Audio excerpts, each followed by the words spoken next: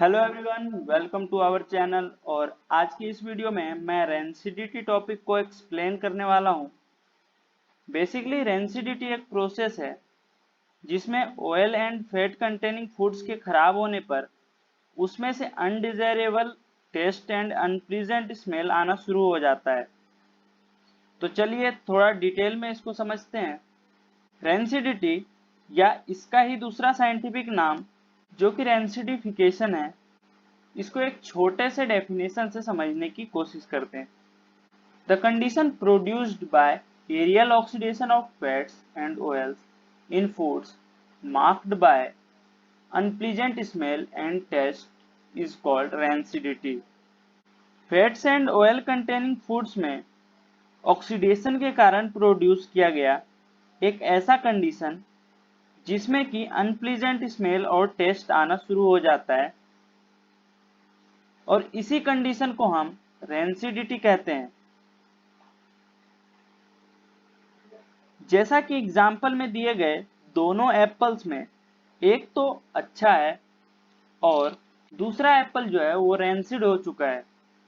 अब हम रेंसिडिटी के टाइप्स के बारे में बात करेंगे।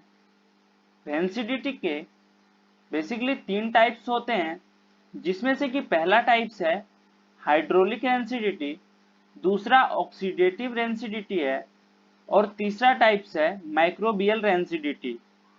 और इन सब के बारे में वन बाय वन करके डिटेल में समझेंगे।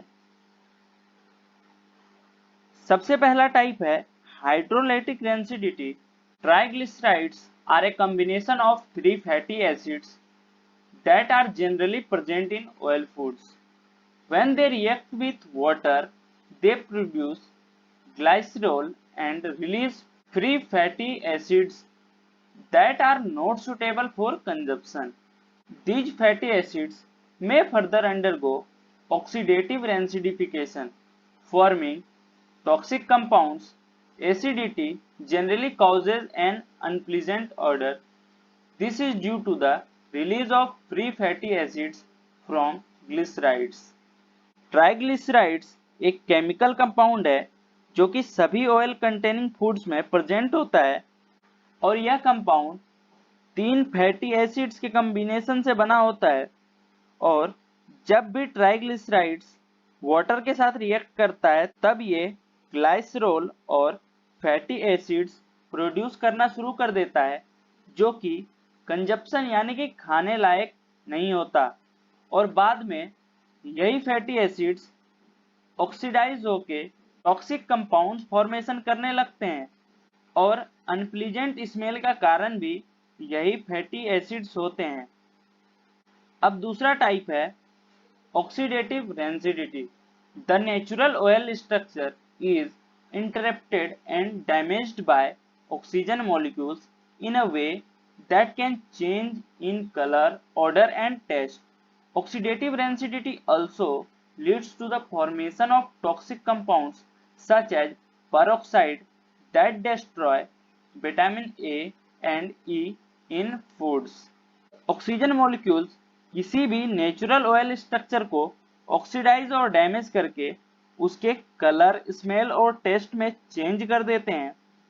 ऑक्सीडेटिव रेंसिडिटी में भी पेरोक्साइड जैसे टॉक्सिक कंपाउंड का फॉर्मेशन होता है, जो कि फूड में प्रेजेंट विटामिन ए और विटामिन ई को डिस्ट्रॉय कर देते हैं।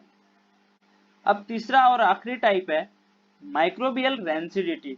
Microbial rancidity refers to a water dependent process in which microorganisms such as bacteria or molds use their enzymes such as lipase to break down fat.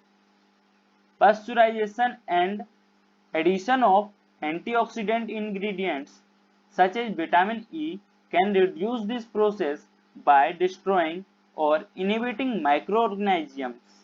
Microbial rancidity एक water dependent process है, जिसका मतलब है कि इस process को पूरा होने के लिए वाटर की नीड होती है, और इस प्रोसेस में माइक्रो ऑर्गेनिजम्स जैसे कि बैक्टीरिया या मोल्ड्स अपने एंजाइम मींस लिपेज का यूज करके फैट को ब्रेक डाउन करते हैं, जिससे फूड आइटम रेंसिड हो जाता है। हम किसी भी फूड आइटम में एंटीऑक्सीडेंट यूज करके रेंसिडिटी के प्रोसेस को स्लो डाउन या रिड्यूस कर सकते हैं। अब मैं आपको बताऊंगा कि कैसे आप फूड्स को प्रिजर्व कर सकते हैं और उसे रेंसिड होने से बचा सकते हैं। फर्स्ट पॉइंट है, rancidity can be prevented by adding antioxidant to foods. Antioxidant is a chemical which prevents oxidation. It is reducing agent. BHA और BHT are example of antioxidants. हम किसी भी फूड आइटम में एंटीऑक्सीडेंट मिलाकर उसे rancid होने से बचा सकते हैं। अब यहाँ पर एक टर्म है एंटीऑक्सीडेंट, इसके बारे में थोड़ा समझ लेते हैं। एंटीऑक्सीडेंट उस केमिकल को कहते हैं जो फूड्स को ऑक्सीडेशन से बचाता है, और सारे एंटीऑक्सीडेंट रिड्यूसिंग एजेंट होते हैं। यहाँ पर एंटीऑक्सीडेंट के दो एग्जाम्पल दिए गए हैं, जिसमें से कि पहला है BHA, जिसका फुल फॉर्म है ब्यूटिलेटेड हाइड्रोक्सी एनिसोल, और दूसरा है BHT, जिसका फुल फॉर्म है ब्यूटिलेटेड हाइड्रोक्सी टोलिन। अब दूसरा पॉइंट है, rancidity can be prevented by packaging fat and oil containing food in nitrogen gas. किसी भी फूड आइटम की पैकेजिंग में अगर नाइट्रोजन गैस ऐड कर दिया जाए तो हम उस फूड को रेंसिड होने से बचा सकते हैं। इसका एग्जाम्पल है चिप्स, जिसको रेंसिडिटी से बचाने के लिए उसमें नाइट्रोजन गैस ऐड किया जाता है, और नाइट्रोजन गैस इनर्ट नेचर का होने की वजह से फूड आइटम पर कोई इफेक्ट भी नहीं होता।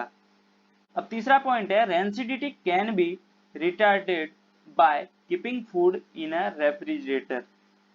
यह बात तो आप सभी जानते होंगे कि रेफ्रिजरेटर में रखा हुआ खाना जल्दी खराब नहीं होता। खाने को रेंसिडिटी से बचाने का ये भी एक अच्छा उपाय है। अब फोर्थ पॉइंट है, rancidity can B retarded bye storing food in a air tight containers. Air tight containers में भी हम फूड को अच्छे समय तक प्रिजर्व करके रख सकते हैं। अब फिफ्थ पॉइंट है, rancidity can B retarded bye storing food away from light.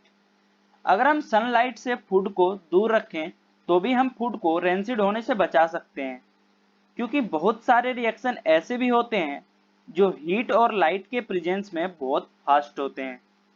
और आपने कभी ना कभी दवाइयों पर यह लिखा जरूर देखा होगा कि protect from sunlight, keep in cool and dry place. तो बेसिकली इसका मतलब यह होता है कि इस दवाई को हाइड्रोलिटिक और माइक्रोबियल रेंसिडिटी से कॉन्टामिनेट होने का खतरा है। तो आज के इस वीडियो को यहीं पर एंड करते हैं।